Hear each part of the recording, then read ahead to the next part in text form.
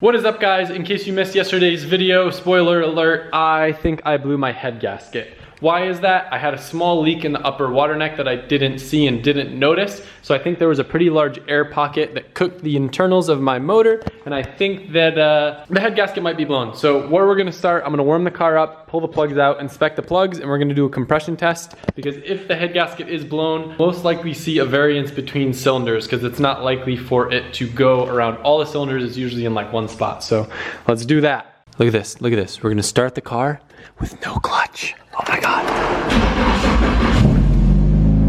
It's not bubbling too crazy, so that's a good sign.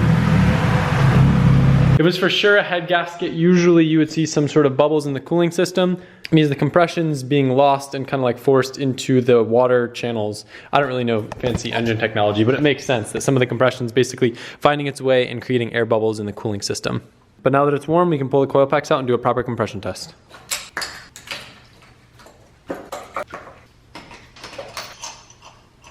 Uh-oh, that doesn't look normal. That white. Crazy how much spark plugs can actually tell you about the condition of an engine. Cylinder 1 and cylinder 2 look a little bit wet, but it's hard to say. Is that oil? Is it coolant? What's going on in there? I should be an expert with all the diagnosing I've done in SRs, but it's always something new. Drum roll, please. Cylinder 1, we have 120. Oh, that almost looks like 130. Not bad, not bad. All right, let's see cylinder 2. I kind of got it like laying on the windshield so I can see when the needle stops going up. Nope, no, no. Stupid Adam.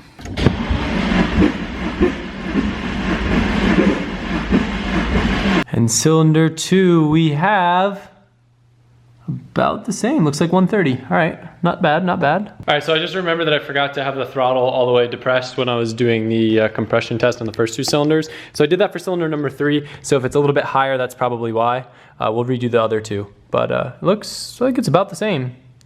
Cylinder 4 reads a little bit higher than the others. Looks like this one's like more like 135. I'm gonna redo the first two again since I didn't have the throttle completely depressed. Cylinder number 1 redo reads still about the same, about 130. And cylinder number 2 redo reads about the same, 130. Based on those numbers and my newly acquired information from Martin saying that this is actually pretty normal for the looks of a plug that's running E85, it sounds like it's not a head gasket, which is very good. Now we just have to figure out where all my coolant is going. There's two possible places where it could be coming from. I'm gonna go and get one of those coolant pressure testers to see if we can find a leak somewhere. But maybe this little pesky fitting right here is what's causing all our problems. Who knows? I've been playing around with the setup for this. I actually have the original little fitting back in there now. And my little ghetto pressure test for the actual, oh, I guess this would have worked if I got the pressure tester for the radiator. I could have done this on this too. But my little technique has been covering this with my thumb and then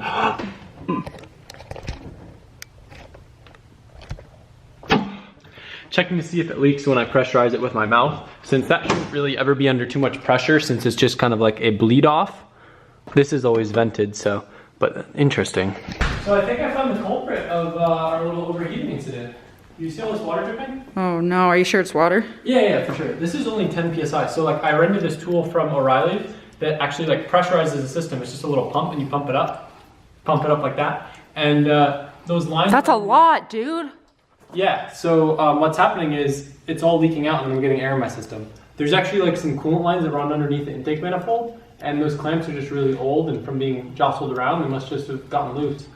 The good thing is, I know where the leaks are coming from. The bad thing is, I don't know if I'm gonna be able to access them before tomorrow without pulling off the intake manifold. So I'm gonna see the best that I can do with that small space to work with and keep my fingers crossed. Just 2 of them crossed? Or all 10 interlocked?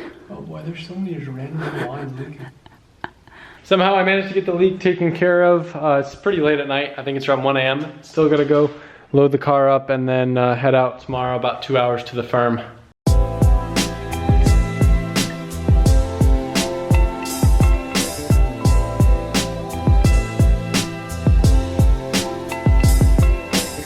funny how almost every single racetrack I go to is just like an hour out on some barren road in the middle of nowhere. I mean, it kind of makes sense because of noise regulations and land space and money and all that stuff, but it's just kind of funny. It's always the same no matter what state, what track it is. Other than Raceway Park Club Loose events though, because that's like in the middle of the suburbs, which is crazy. I don't know how they get away with that. I was supposed to be getting caught up on sleep this week, but here we are again. Probably got about 2 or 3 hours of sleep.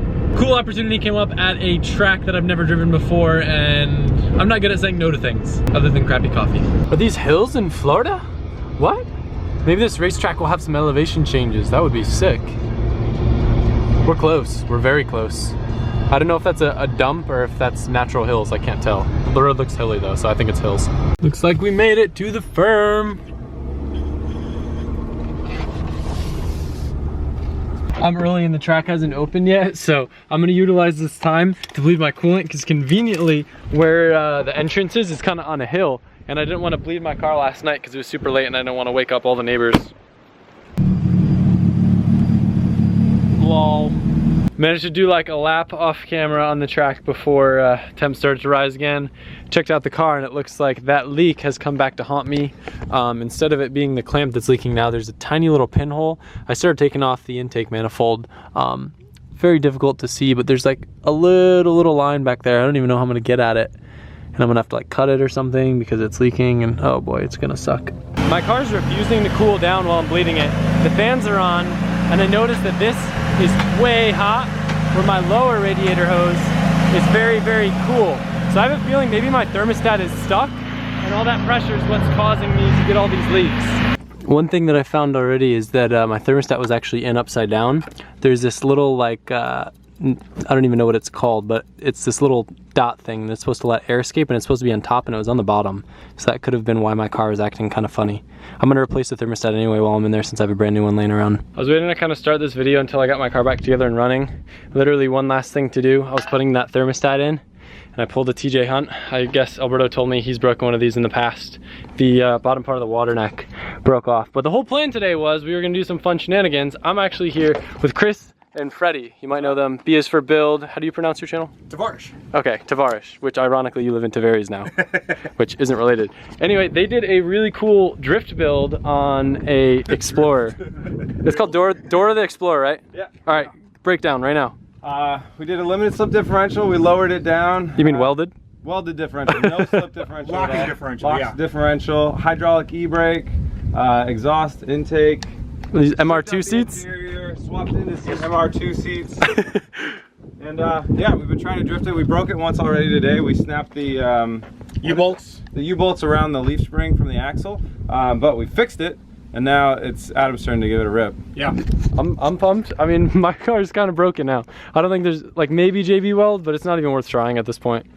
I'll just cry. But this is a 2-liter? Yeah. That's a 4-liter. That's true. It should slide even more. It should be double the slide. We'll give it a shot. I'm so sad. I worked so hard to try to fix this. I tried. Intake manifold. I like the little note. Warning, if you really want to stop, jab the brakes like your mom jumped in front of the car.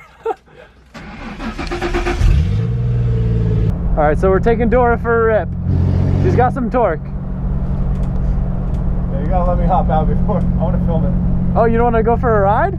I don't know. I might want to let you give your bearings. I was under the impression this thing had coilovers. These are not coilovers. Scary. There's also like no brakes pretty much. None. Oh, well then it gets stuck. It gets stuck when you foot brake and normal brake at the same time. Oh. Why don't you go in here and try and do a donut around that cone? See what happens. Why don't you go in here and try to do a donut around that cone, see what happens? That's what you just said.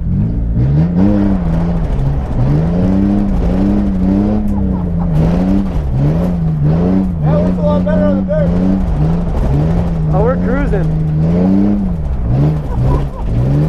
It's got some axle hop though.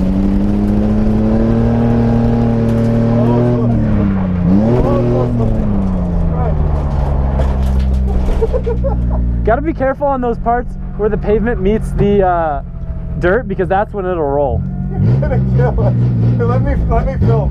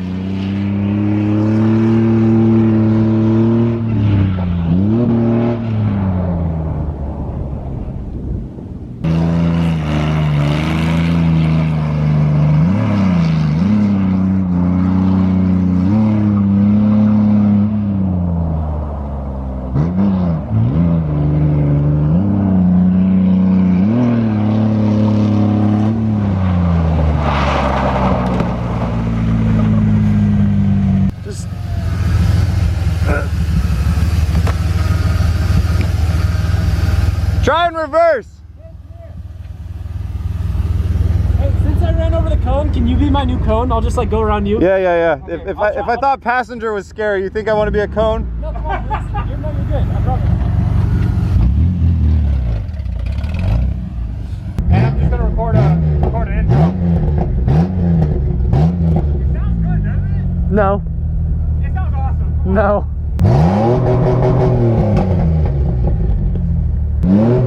I don't want to hog it just in case it breaks, so I'll do a couple laps and we'll like hand off. Yeah, I definitely want to give it a shot. Freddie hasn't driven it at all yet. Anger. Alright, where do we go?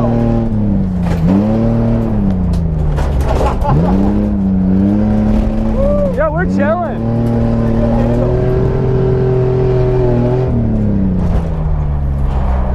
Nice. What was that? Doesn't matter.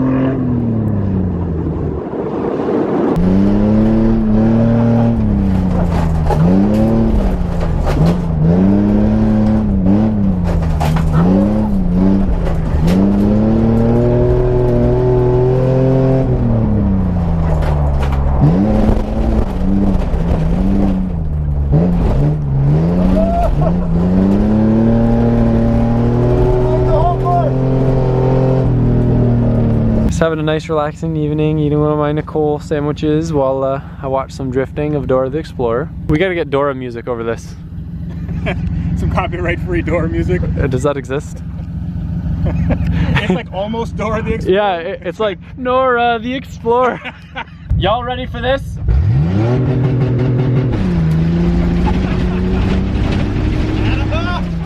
I won't do that to you. I won't do that to you.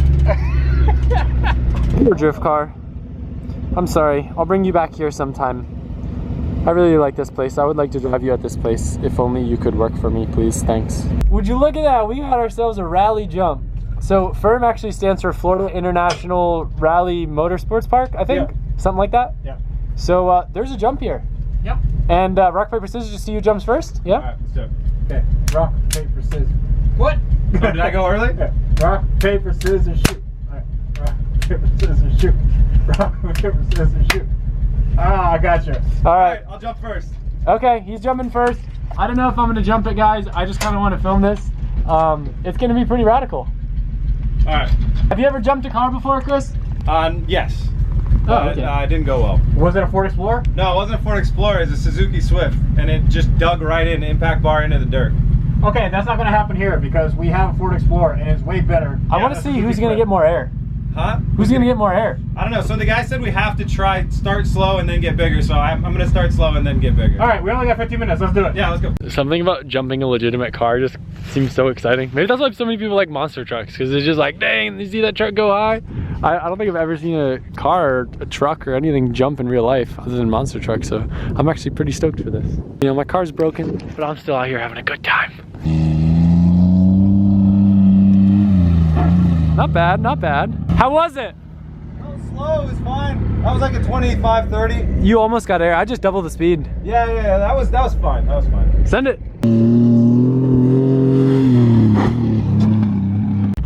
And originally I was telling myself that I didn't really have much desire to do this, but then I thought, when am I ever gonna get the opportunity to jump a car? So why not? Why not just take it for a little jump? They're saying they hit it around like 35, 40. Nothing special. Oh boy, that's scary. Oh boy, that was scary.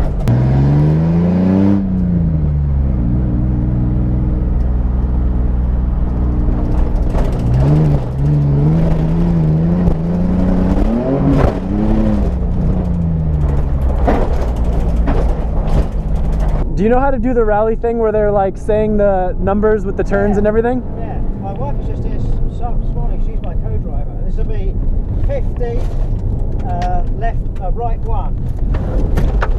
Oh, that's 50 cool. maybe. It's going to be slight left, into one right, because I'm going to cut this corner here. Yeah, so yeah, when you rally, that's what you listen to. I need to have the little like clipboard with a piece of paper. And Yeah. My wife is out here just noting all this because we got a rally sprint and she co-drives me, so she's put all the notes out for the rally drivers. That's cool. This will be like 50, left 2, tight and slippy baby. 350, distance. Left 2, tightens. And then a big 10, distance. 1 right, handbrake coming up. 10 again, left 2 tight, slippy. So it's going to be slippy, have a little bit of brake in there. Yes. It's going to be left 2 into right 2 immediate, so it's be left 2 into right 2 immediate. Long left tightens into 1 right. So long left tightens, 1 right. It's cool. What an awesome place, and it's only like 2 hours away from me, and it's a proper road course that's huge, and everybody's really nice. I definitely gotta come back here with a not broken car in the future. Definitely a mega shout out to the firm for having us here. Chili's is giving me my coffee and a soda cup, so I'm gonna have to cut a little mouth opening in it. All right guys, so we just finished eating dinner. If you guys want to see anything more of Dora the Explorer build, you can check out these guys' channels. I will put the links in the description. We just had some quick food at Chili's. Shout out to Walmart for always having the ideal parking for trucks and trailers. But I'm gonna head back home, try to fix my 240, and then go from there. Bye guys. Let's do more in the future. Yeah. Cool. Now that I've got it off the car, I can show you guys a little bit up close on the thermostat housing, how it broke. I probably just over tightened it. That cordless ratchet I use tends to over tighten things a lot and break things, but when I get lazy I use it and then I regret using it. But I was gonna see if Alberto could just weld this piece back together, which I know is a thing you can do. Upon inspecting, I found a couple other hairline cracks. I don't know if you guys will be able to see it in the video. It's kind of tricky to see, but it looks like I should just get a new one. Hopefully Njuku has one in stock or I can find one locally. Lesson learned, fragile piece. Who's to blame? TJ Hunt as always. Anyway guys, I hope you enjoyed the video. It's a lot of cool stuff. Definitely a little bit of a different day, and hopefully we'll get this thing back together and ripping in no time.